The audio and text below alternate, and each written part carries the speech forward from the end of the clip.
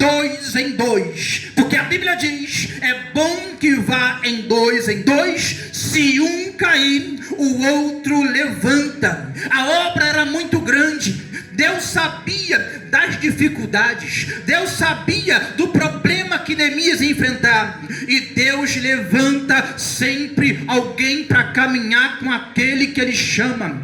Quando Moisés chega diante de Deus, Moisés começa a apresentar: Senhor, eu sou gago, eu não sei falar. Tem problema não, já visitei a sua casa e separei Arão para te ajudar. Oh glória, já visitei sua casa e tem alguém para traduzir o que você fala. Sabe o que é que Deus está falando? A obra é grande, a obra é boa, mas sozinho tu não chega em lugar nenhum. Sozinho tu não faz a obra que precisa ser feita. Deus está dizendo para alguém nessa noite: quer ver a obra produzir? Cria laços de amizade, seja amigo de alguém, viva intensamente, porque tem gente, irmãos, que nem para fazer amigo presta. Tem gente que se fecha, tem gente que acha que ele não serve para nada. Mas eu trouxe uma palavra para você nessa noite: faça amizade, abra o coração. Deus sempre tem alguém para botar do nosso lado, para caminhar junto. Antes de Elias subir, Deus levanta Eliseu. Oh glória, sozinho não dá, mas é bom que vá de dois em dois. É bom que vá de dois em dois. Neemias entende que a obra era muito grande. O capítulo de número 1, o capítulo de número 2 e o capítulo de número 3. O capítulo 3 vai dizer que quando Neemias já começa a se preparar, Deus levanta Eliasebe, um sumo sacerdote. Coisa boa é andar com quem é crente. A pior coisa que tem, irmãos, é você andar com alguém que não está ligado com o mesmo pensamento que o teu. Tu puxa para a direita, ele puxa para a esquerda. Tu vai para frente, ele vem para trás. Mas quando Deus levantar alguém para andar junto contigo, tenha certeza, é o mesmo pensamento, é o mesmo propósito, é a mesma ardência no coração. De que, Ezequiel? De ganhar almas para o Senhor. Eliasebe é levantado, um homem do altar é levantado, um homem, um sacerdote é levantado para caminhar junto com Neemias. Mas eu tenho uma notícia para você, irmãos: todas as vezes que Deus confiar a obra a alguém, o inimigo sempre vai tentar se levantar. A Bíblia diz que tinha um homem chamado Sambalate. Sambalate no original significa Deus da lua, ou Deus sim. Mas também tinha um homem chamado Gesem. Gesem significa chuva. Mas também tinha outros inimigos que caminhavam com ele.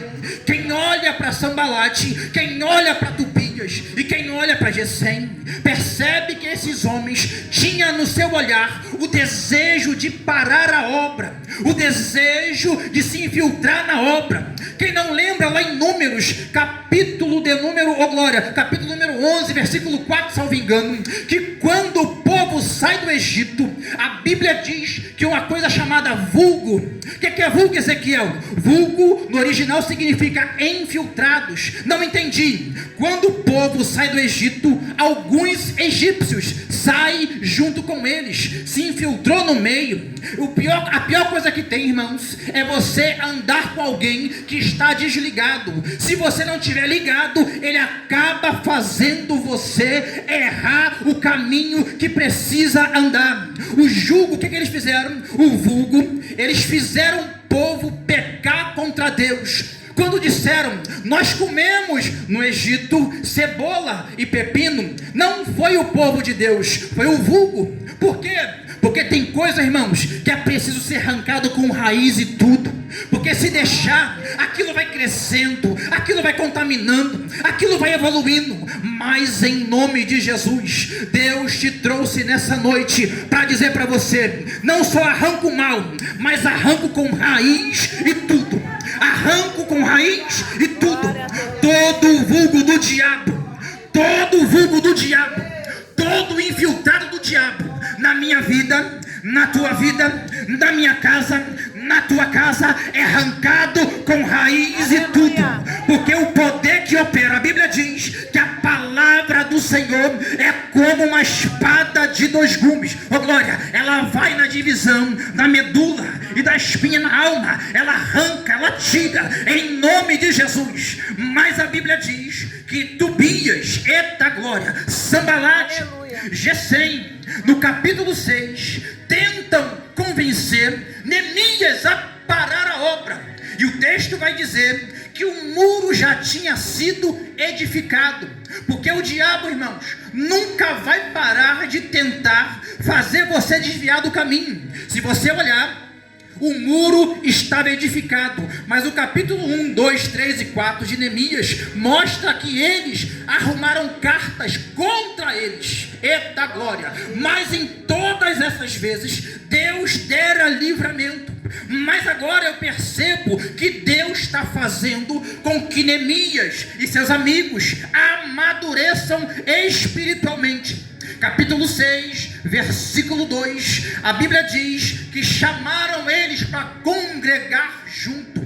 Ou seja, eu quero servir ao mesmo Deus que você serve. Eu quero andar lado a lado contigo. Mas o texto vai dizer que era tudo mentira, era tudo invenção. A intenção deles era levar para um lugar chamado Vale de Ono. Esse lugar chamado Vale de Ono, no original, significa um lugar onde você mata e não é julgado. Eita, era uma cilada, irmãos. Cuidado com os convites que tu tem recebido desse que parece crente ou dessa que parece crente. Eita glória, chamaram eles, olha, deixa da obra, para um pouquinho só, vamos lá congregar, quem sabe, vamos cultuar, vamos sacrificar lá no Vale de Ono. Mas era uma cilada. A Bíblia diz, eu acho que em Salmo 124, ora diga Israel, se não fora ao Senhor que estivesse ao nosso lado, o nosso inimigo teria nos engolido vivo. A proposta era boa, mas Neemias estava, oh glória, com a colher na mão, mas a espada estava na outra. Neemias não foi pego de surpresa. Neemias era homem trabalhador, mas era homem de guerra. Era homem de oração, mas era homem de vigilância. Tem gente que está orando muito, esquecendo de montar a torre da vigilância. E tem gente que só vigia, mas não ora. Tem que andar em comum acordo, tem que orar, mas tem que vigiar. Porque Pedro vai dizer que o nosso adversário está ao nosso derredor, bramindo como leão, buscando a quem possa tragar. Mas Neemias representa aquela classe de crente que mesmo diante do trabalho na obra, mesmo diante da guerra, ele está orando e ele está vigiando. Tem muita gente com o ministério quebrado. Por que, Ezequiel? Porque esqueceu que há uma ordem: ora e vigia. Jesus disse, eita, o espírito está, mas a carne é. Se Neemias não tivesse, como Paulo disse, oh glória, andai em espírito, para não cumprir as consciências da carne. Porque, irmãos, na obra tem hora que cansa, tem hora que não dá vontade de vir para a igreja, tem hora que não dá vontade de orar, tem hora que não dá vontade de subir monte, mas temos que vencer tudo que a carne tem proporcionado. Alimenta o espírito, porque a carne é fraca. Mas eita, a Bíblia diz que Neemias entende que era uma cilada. Coisa boa é andar com crente ligado. O inimigo arma o laço lá na frente, mas quem está ligado está conectado. E quem está conectado é avisado, porque está sensível à presença de Deus. E Neemias vai dizer, envia o mensageiro dizer, estou fazendo uma grande obra, de modo que não poderei descer. Por que cessaria eu essa obra? Por palavras de maldição? Por que cessaria essa obra? Por calúnia? Por falsa amizade? Não, eu não posso parar, porque o dono da obra não para, e eu também não posso parar. É por isso que tem que ter dois. Se um está desanimado, o outro, rapaz, se anima. lembra-se do seu compromisso, o que Deus entregou para você. É bom demais, irmãos, estar casado com alguém que busca o mesmo Deus que você, porque um fortalece o outro. Um está fraco, o outro está forte. Daqui a pouco um está forte e o outro está fraco. Um vai cobrindo o outro em oração. Vamos embora. Não, hoje não vamos sim. Eita glória. Neemias entende que ele não poderia parar, e o texto vai dizer que por 4 vezes Sambalate, Tobias e Gesem fizeram essa proposta. Jesus, quando foi conduzido ao deserto, no capítulo de número 4 do livro de Mateus, o diabo ofereceu tantas coisas para Jesus, mas Jesus estava orando e vigiando, buscando a presença de Deus, e o Espírito de Deus nunca vai deixar aquele que busca, aquele que ora, ficar desapercebido. Deus tem palavra, Deus tem direção. Neemias resolve fazer a obra independente das circunstâncias, e o texto vai dizer que com 52 dias eles conseguiram construir o muro. Porque quando estamos na obra, o dono da obra dá condição, o dono da obra dá material, o dono da obra dá mão de obra, o dono da obra faz a obra produzir. 52 dias de trabalho e a obra desenvolve, porque a obra não é do homem, a obra é de Deus. Eita, a obra não é sua, a obra é de Deus. Eita, Paulo planta, Apolo rega, mas quem dá crescimento é Deus.